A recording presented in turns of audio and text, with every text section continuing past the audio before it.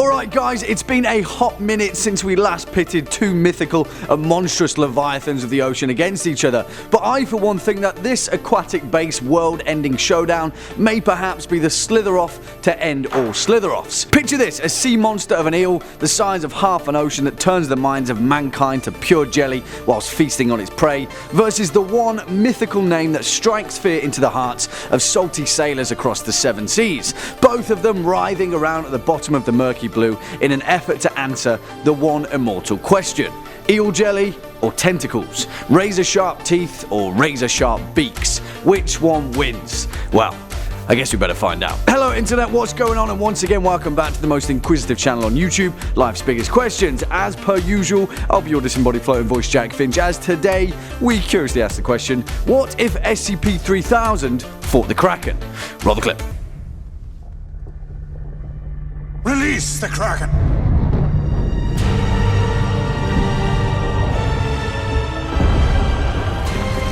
Well, I guess in that case, our boy Zeus just gave the Kraken a head start. To be honest though, he's probably going to need it. For the curious amongst you, that clip was from 2010's Clash of the Titans, and yeah, that's all there is to it really. Clips of aquatic-based sea monsters are in fact few and far between. Hey, who'd have guessed it? Before we dive down into the depths though, let's first take a quick look at exactly what each of these water-based monstrosities have in their respective arsenals. If you'd like to find out more about SCP-3000, now would be high time to check out our What If SCP-3000 Was Real video. But for those of you that don't know, SCP-3000 is a giant anomalous eel that resides within the waters of the Bay of Bengal, just off the coast of the Indian subcontinent. When I say giant, I mean really, really giant, and it's commonly considered that SCP-3000 measures anywhere between 600 kilometers to 900 kilometers, although its actual length has never been completely verified, given the fact that anyone who gets close enough to it turns into a raving eel jelly zombie and freely offers themselves up to their new eel overlord. Now, if you didn't realize, its maximum hypothesized length of 900 kilometers is an incredibly large distance. That's 560 miles of pure unbridled serpent muscle that coils itself around the ocean bed of the vast majority of the Bay of Bengal. SCP-3000 is reported to move very little, and we can use that to consider the fact that being so gigantic expends a hell of a lot of energy. So it first poses the question, would SCP-3000 even have the stamina to put up a fight against the Kraken? Well, let's see what our beaky boy has to offer. The Kraken is perhaps the most legendary of all deep sea monsters, often depicted as a fleshy army of tentacles emerging from the ocean, pulling down poor helpless naval vessels who've accidentally stumbled into its sunken domain. The term Kraken is taken from Old Norse, and so takes its form from the Scandinavian word krake, meaning an unhealthy animal or something twisted. You see, this guy gets a pretty bad rep, given the fact that even the fearsome Vikings were absolutely terrified of stumbling across the Kraken. As a creature of mythology though, its definitive scale is hard to decipher, and we can only truly rely on accounts from the Old Norse sagas. In the Icelandic Ofraodr, the creature of the Kraken is referred to as the Hafgufa, meaning sea mist, and it is later described as being the size of over 10 ships. Now, the typical Viking longship averaged around 16 meters, which in this account would make the Kraken roughly 160 meters long, which,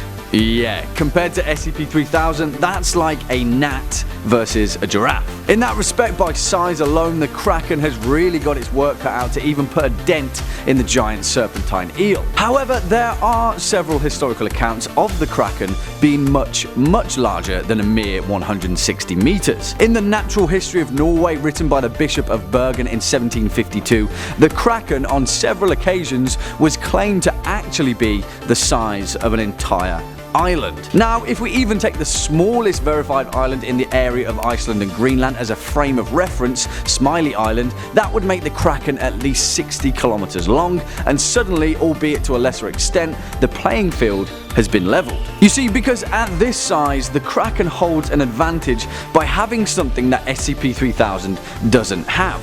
Because the fact of the matter is, the serpentine SCP-3000 has only one limb, but the Kraken potentially has hundreds. To get more insight into the outcome of this kind of battle, we can take a look at a common showdown that already happens every day in the Pacific Ocean. The moray eel versus the common octopus, and while the moray eel rarely goes hungry, the octopus is in fact its most elusive prey, given the fact that its one limb and set of teeth can never truly pin it down. You see, even when the eel gets a hold of it, an octopus will more than likely just leave a limb behind, shoot off a jet of black ink and disappear into the depths. There we have a stalemate of sorts. In that instance, this hypothetical battle could be one that rages for centuries, and given the fact that it's safe to assume that SCP-3000 doesn't exactly demonstrate the energy of searching too far for its prey, we can also assume that neither the Kraken nor SCP-3000 would commit to extending this nautical war of attrition. But there is one small caveat that we haven't exactly addressed. SCP-3000 has one trick up its sleeve that could potentially make this battle incredibly one-sided. As the records of the SCP Foundation have explained, 3000 produces a jelly on the surface of its skin that has incredibly powerful psychic properties, often driving researchers and divers alike to complete and utter madness, succumbing to the serpent's anomalous will and freely offering themselves up for dinner. Although the Kraken is incredibly vast in its size, we can also assume that the sea creature is in no way impervious to mental warfare.